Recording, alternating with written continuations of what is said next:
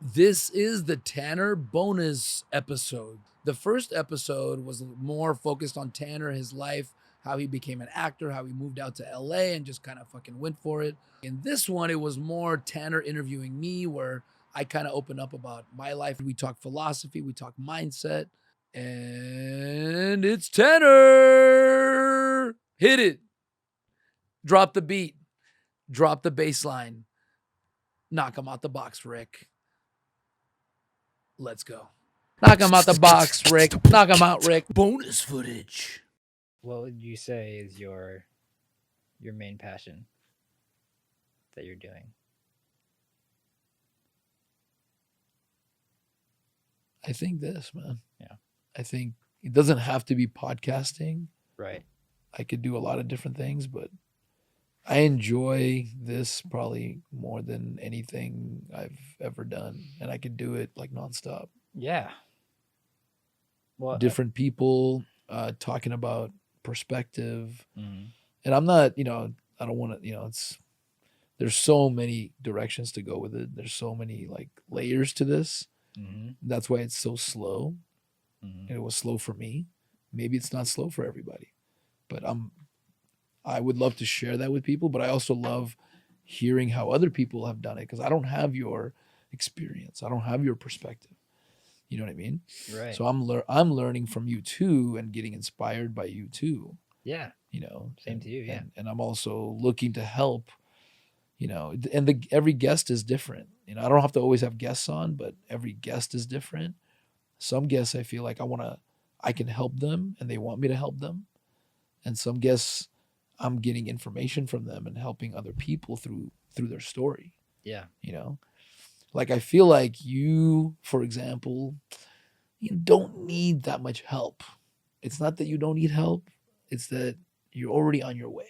I feel like I've seen this movie before, and I already know where it's going. I can't say for sure, obviously, because I don't know what's gonna happen. Right. I didn't make this game, but I've played it long enough to know, like, you got the right attitude, you got talent. You know what I mean? Like, you have enough talent. I don't know how far you're gonna go, but when I say you have enough talent, I'm not saying it like, I'm not taking that lightly. Like, you have barely enough talent. I'm not saying that. I'm saying like you're very talented, so it's definitely enough. That's not what's gonna stop you. It's just like, and because you have the attitude you have, it's like, okay, maybe you need a manager, maybe you need an agent, maybe you'll find one, and maybe he'll screw you over, and maybe you'll find another one. You're gonna make it because you're gonna just persevere and just keep solving.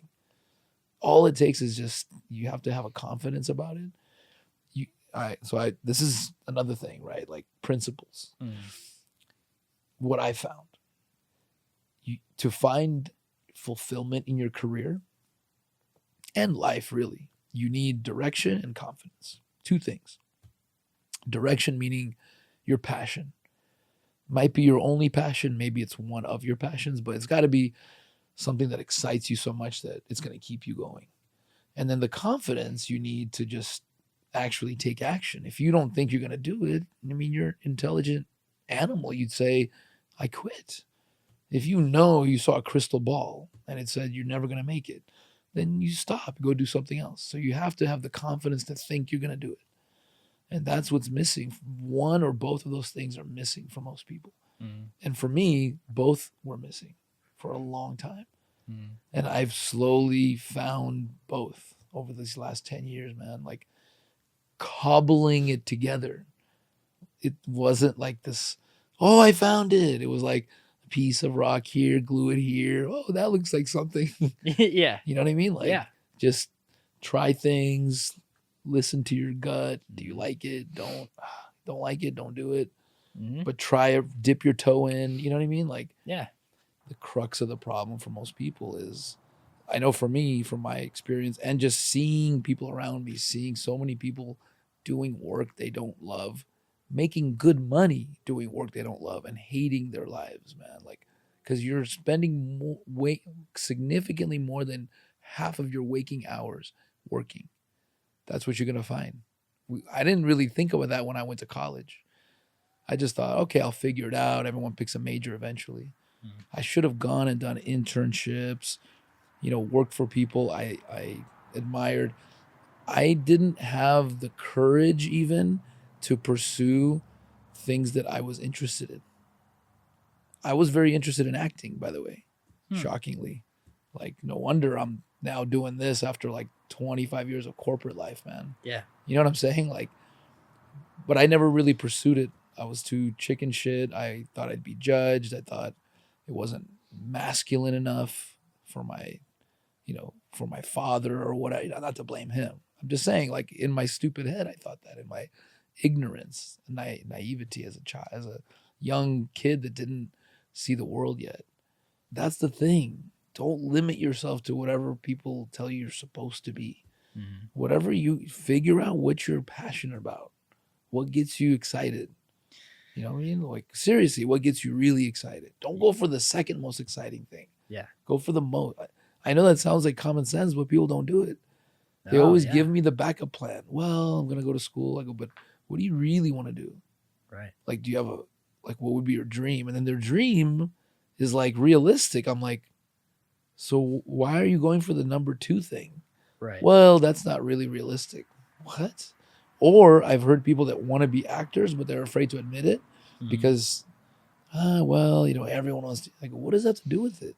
If you're an actor, Smurf, are you going to not be an actor Smurf because there's 3 other actor Smurfs? You're just going to be the 4th one then. What? You shouldn't choose. And I understand it because that's how I swear, man, like most kids I talk to, they talk that way. Like, well, there's a lot of money to be made in this thing, and or there's too many people in that, so I'm not going to do that. I'm like, if that's who you are, like, they obviously don't believe that there's something they might have a passion for. Yeah. And that's how I was. I was like, okay, I tried pre-med, engineering, and then accounting. Like, I was just like fumbling around. I had no fucking clue. Yeah. While my drama teachers were telling me to go try out, and I wasn't listening to them. Seriously. Why is that? Why are you not trying out? I was honestly scared and didn't have self-confidence, and I was embarrassed to be judged. I was afraid to be judged in college. I took drama, and my teacher kept me after class and asked me to go try out. Please just go and I went. But I went and I peeked in and they were singing, and I'm not a very good singer. I was a terrible singer in college. Now I'm like, I can carry a few songs. So I saw they were singing. It was like a musical. I'm like, fuck that. I'm not going up there and embarrass. And I felt it was, I'm just being honest, at the time that it wasn't masculine enough that I would be judged for that. Yeah. Actor, like, what do you, something wrong with you? I was very homophobic at the time too. I'm just admitting it now. I'm not, but at the time, that's how I was raised. Like, I'm just trying to explain that I had a lot of ineffective belief systems, man, that really drove my actions. That now I look at and go, well, what the hell were you thinking, man? And I don't want other people to do that, because then they're going to become an accountant for 20 years and have to start over when they're 40, like me, kind of. Right. Because I kind of started over at 40 in a way. Like, I started investing in businesses while still keeping my job, trying to balance my 3 kids, now 4 kids. It's not easy to do it when you've like dug a deep hole into a career. It's like it's been a 6-year transition, man. I've been thinking about doing a podcast for probably 5 years, and I always came up with excuses not to do it. And until this thing posts, it doesn't really count anyway, because we haven't posted an episode as of like right now. Yeah.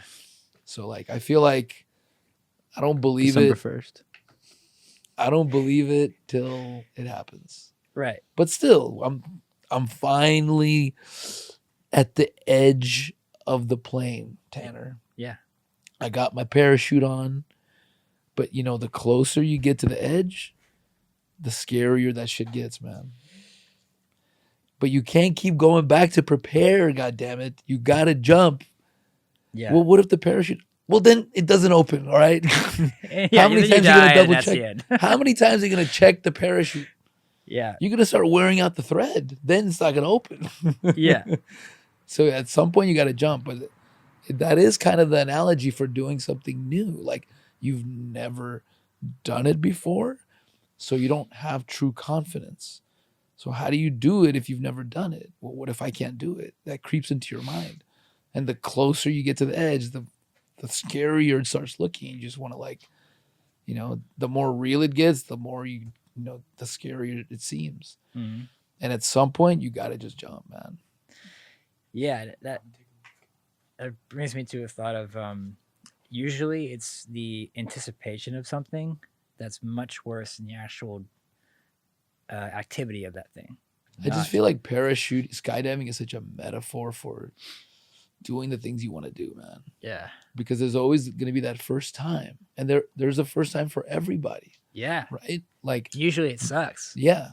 Warren Buffett wasn't born with a portfolio. He had to make his first trade and like risk losing money or whatever. Yeah. I mean, you just got to go for it. You got to show up for the first time at work. You got to go to the interview for the first time. What if you're terrible? What if you stutter? What if?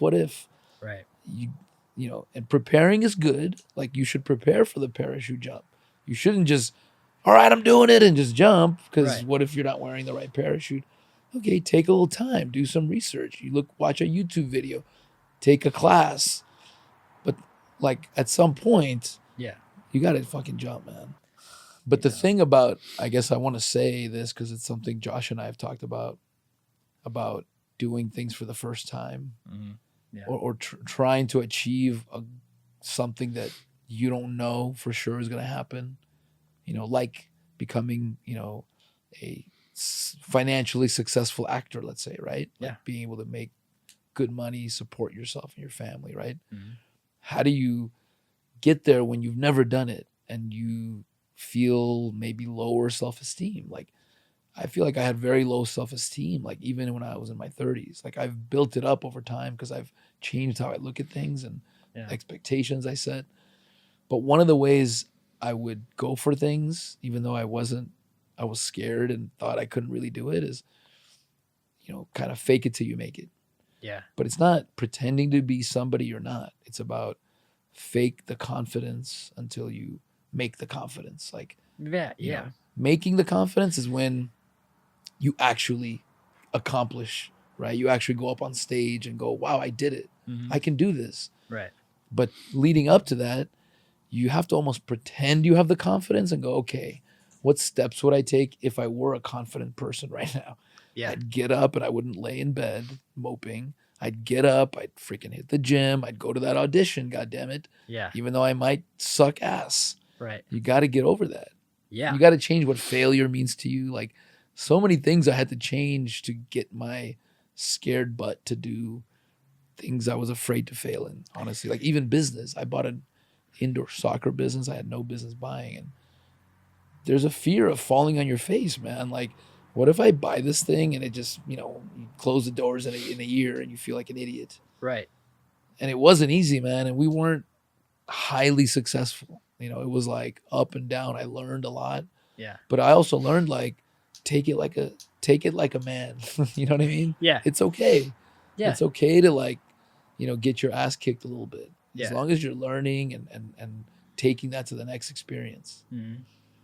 Yeah. And you mentioned failure. Failure is like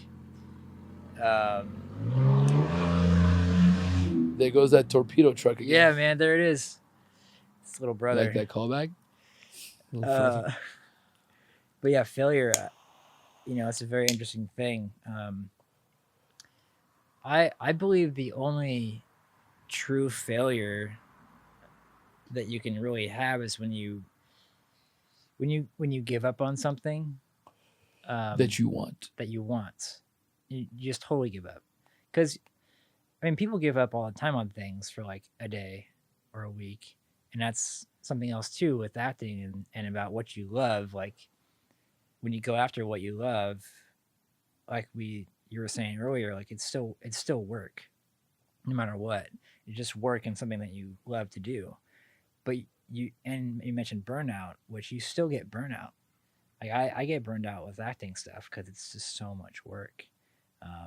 Especially, the grind is especially tough now. Like right now just trying to get an agent and just self-submitting my stuff for projects, and it's a constant thing, you know. Yeah. I'm learning how to rest, because if I used to think like, okay, I'm burned out, like, but I just have to keep like working hard and just to get through it. This is what hard work looks like. It's a Sometimes, marathon, man. yeah, You got to pace yourself. and sometimes that burnout is like, well, usually it's your body saying, "Hey, you need a break. Like, you need to rest." We're not meant to be 24/7 all the time. It's not logical to do that, man. Yeah. It's a marathon. You know Yeah. what I mean? And you have to enjoy. It's all about the journey, because Mhm. the journey is what's going to take up 99.9% of your life, Yeah. not the goal. The goal, once you get it, you celebrate it and you go on to the next journey. Yeah. So like you have to enjoy the journey. So if you're, you mentioned your dad is one of the hardest working people you know, Yeah. and I'm just guessing that might not always be a good thing for you, because he might have also thought that working 22 hours a day is the way to do it, but really he might have been able to achieve 120% of what he got working 9-hour days, because he would have been recharging his battery. Yeah. If he would have taken more of a vacation, like, dude, martyrdom runs in our family. Yeah. You know what I mean? I'm not saying your dad is a martyr in that way, but like maybe. And I think it's good to, you're going to put out more quality work if you're showing up fully charged. Yeah, man. That too. What if you work so hard and you do finally get that place you want to be at, and it's like, okay, now here's like this project I want you to do, and I'm sure there's that excitement to do it and everything, and that would help you. But there's going to be a party that's like, oh, am I ready for this right now? Because I'm like done. I have a good nugget for you. Uh-huh. The best companies, the most efficient, most effective manufacturing companies I've ever seen, right? Always leave room for additional capacity, meaning they're never at full capacity. They run at 80% capacity on purpose, because a new project comes in, a new brand comes in that they want to work with. They want to be able to say, absolutely. You know what I mean? Yeah. They never run at 100, because then they're turning away opportunities they really want. Yeah. And that 20% gives them room to like have headspace, man. It's the same for people. Right. I do want to talk about my story more, because I haven't really gotten into it. I should have my friends on here, man. Like you should. Dude, Tell some I gotta stories. have my dude Danny on here, like, because we went to high school and then partied through college together. So they saw me, man. Like, like I was like very short fused, because not because I was a bad person. No. I was a nice guy. I cared about people, but I just always had to defend my honor. I always had to like prove that I wasn't stepped on by someone. Right. Do you know what I mean? Because I couldn't live with that. And the few times I walked away from fights because I was scared shitless, because it was like a really dangerous situation, I literally felt guilty and like a low life about myself for like months, playing it in my head like what a loser I am that I couldn't stand. You know what I mean? Like that's how I'm just empathizing with that person that I was, man. I don't regret doing it. I was just so confused. Yeah. I misunderstood what it was all about. Yeah. I really did. I mean, I made that what it was about. You make the rules to this game. Right. Nobody could tell you what the rules are, man. Nobody could tell you what's right and wrong, by the way, in my opinion. Like, if you decide that's your objective, to always defend your honor, then that's the game you'll play your whole life. And it's just, you got to ask yourself at some point, or you should, is that the game I want? And that's what I did. Do you know what I mean? Like, the attitude I had wasn't really that uncommon, man. I know a lot of people like that. Yeah. A lot of my friends were like that. A lot of people and never grew out of it. Yeah. And they live, that's the objective of their, I guess had like an awakening and decided for selfish reasons that shit is not really fun. It, for the moment, sometimes it feels good. I'll be honest. Like, somebody's an asshole to you. You pull over on the side of the road. They get out of the car, you get out of the car, and you beat the shit out of them Mm-hmm. for a split second. And that happened to me several occasions, man. Yeah. And it felt good. But then I also got in trouble, man. And I also got my butt kicked, you know, a lot. Like we got into fights at clubs with bouncers, man, because my friend decided to talk to some girl and then they all got in our face. And I, of course, had to show that I'm there to defend my friends, you know. Right. And then like we got, you know, we could have died so many times, man. Like gosh. heads kicked in. Like it's not as smart. I have like a big gash here from a bar fight. I don't even know how I got it, man. There were broken bottles and probably somebody tried to stab me. Yeah. I mean, I'm sure because we got into a big old thing because my friend, you know, talked to some girl that was, you know, the guy wasn't. Anyway, man. But if I brought my girlfriend to a club, there was always a fight because somebody would talk to her, look at her, and I wasn't even the jealous type. That's the thing. Yeah. It was more between me and like he disrespected me. It had nothing to do with her. I wasn't jealous. I never like asked her, where were you? I just had to always defend my honor to somebody. Yeah. It's crazy, man. It's crazy how, you know, I look back and it's like, I understand that guy so well, but Yeah. you know, I wish, you know, hopefully people can like reassess that. Yeah. Because it's a very difficult way to live, man. You're always at somebody's mercy. Like you can be dressed nice, you know, like going to a nice occasion and then have to get into a fight because that's the rules of your game. Like, Yep. all right, I guess I got, you know what I mean? Yeah, Seriously, you're not in control. That's what I realized. I'm like, I'm not really in control here.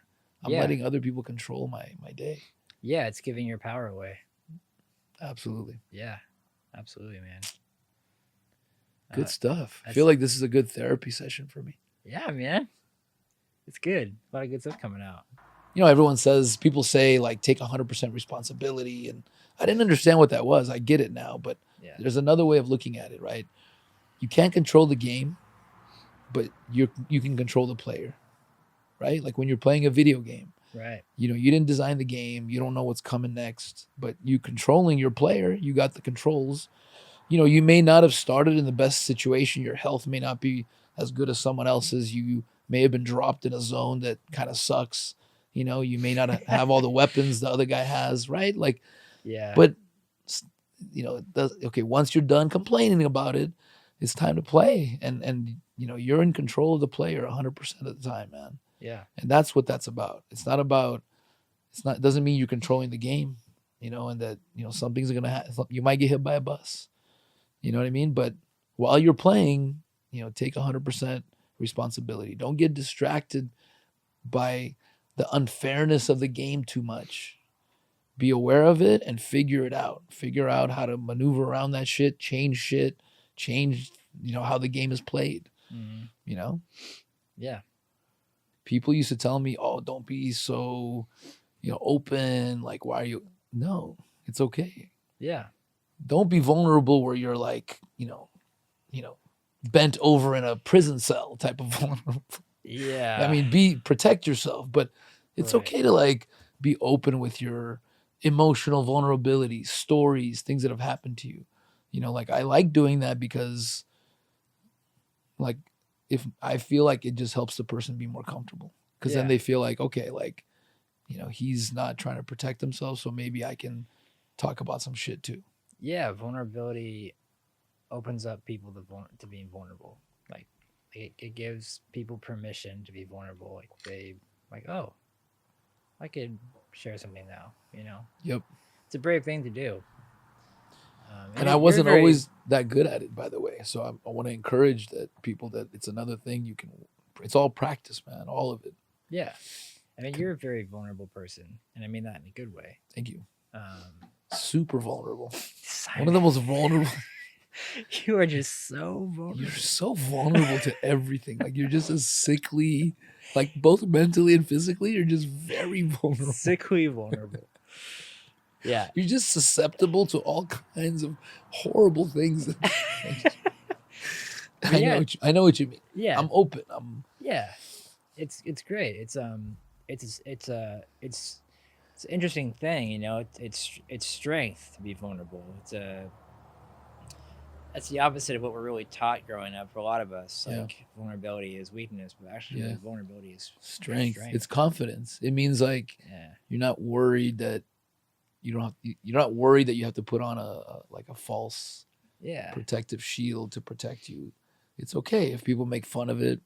Right. I know not to take it personally, and I have to say that the less insecure I became as I got older. And I would say it's over the last 10 years, man. Yeah. Because it was like a shift in my mindset that started me on just like looking at things differently and figuring whenever something didn't serve me, I was like, okay, let me figure that out. Maybe there's another way to look at it. Yeah. As my insecurity got less, the more vulnerable or the more open I became because I didn't feel like I had to like protect myself as much. Do you know what I mean? When you're insecure, you get defensive. I still get defensive, by the way. Yeah. I'm not perfect. Like it's also like a podcast, so you're not gonna show your crazy side as much. I'm just saying nobody's perfect. Yeah. I still get defensive when, let's say, my wife's in a bad mood and I feel like oftentimes I'll take that personally still, but I'll catch myself more, and afterwards I'll be like, you know what? I should have just let you not be in a good mood. Right. I'm sensitive. Yeah. And I was telling Josh, man, like oftentimes your biggest weakness is like your superpower. You know what I mean? Yeah. Greatest strength, greatest weakness. Yeah. It's like I'm very sensitive, and that's what got me into so many fights. I notice everything, man. Like, why that guy just fucking give me that look? Right? Right. I'm so oversensitive, man, right? Yeah. And that got me into a lot of fights. What did you say? No, that's not what I meant, man. No, I know what you meant, right? Like, I'm reading into it. I'm paying attention. I'm seeing everything. Mm-hmm. You know what I mean? Yeah. But then once I changed my perspective, I started being able to use that sensitivity just as like a way to connect with people, which is, I did that anyway. It's just that sometimes that would lead to me taking something personally. Yeah. Once I realized nothing's personal, actually. That was a big realization, by the way. Just another little tidbit, context. Like I literally realized like nothing's personal. And people go, what do you mean? If somebody calls you a so-and-so, like it's not the truth. I understand I might take it personally, but I'm just being honest. Everyone's got their own shit. Yeah. If somebody says something unkind, it's usually not a person in a good place. Yeah.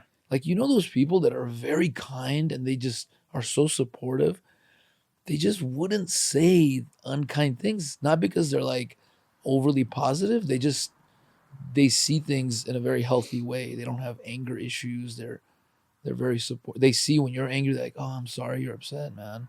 Right? Like those people that really, so that just tells you something. Like when people disrespect you, it's never personal. It's always some shit that they've got going on, man.